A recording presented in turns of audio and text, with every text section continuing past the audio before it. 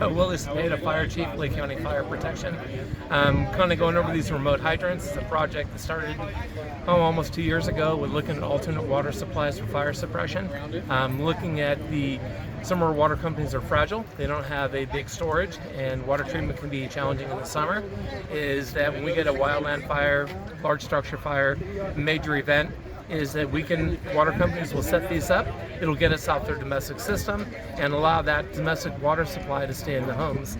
Second part is when we have that fire, is that the water liaison will respond to the incident command post, and then they will coordinate with the affected water company to shut off every home, open up inner ties, get their infrastructure back in, so we don't deplete their system and then they have to do a boil water, or we're delayed in getting a repopulation of our communities.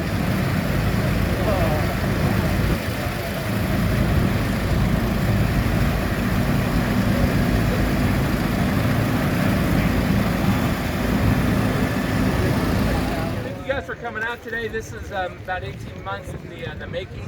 I want to thank the Redbud Health Care District for providing the grant to purchase these.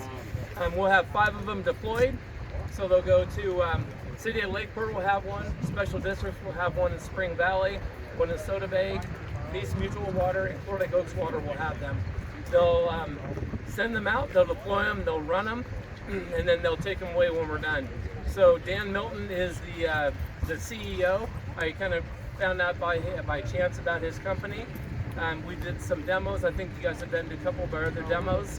And this was most versatile. It can fit in the back of a truck and can float about 600 gallons a minute. So I'm going to turn it over to Dan. The goal for today is to do a series of evolutions on what these things can do, the versatility of them. I have your contracts, I have binders. You'll sign the equipment transfer, you'll take your binder, and then I'll call you in a half an hour because I need your hydrant.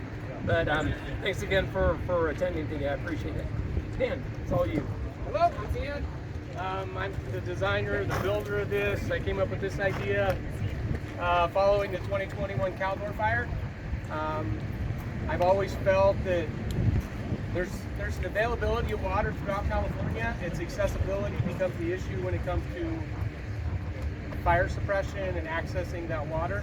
I felt there was a better way. I looked at the way that fire personnel currently go after water, and I just felt I could improve upon it.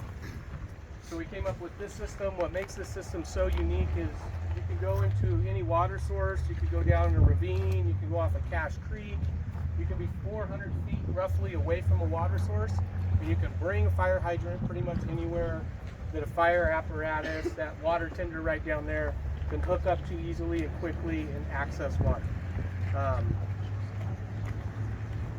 During wildfires that you'll find, especially large incidents, which this is designed to operate on, these pumping systems could potentially be sitting here for weeks, potentially a month, depending on how large this fire is.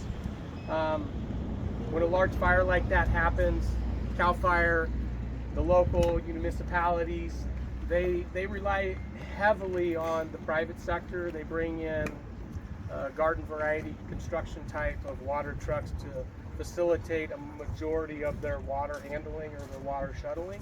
A lot of these people that they hire and they bring out, they don't have the capabilities that water tender does. They can only onboard so much water. They have their plumbing is 2.5, maybe 2 inch. You can get 500 gallons a minute versus that which you could get, probably 2,000 gallons a minute into an agency grade water tender. So this is really built for the water, sort of the people that facilitate the majority of that water shuttling during wildfires.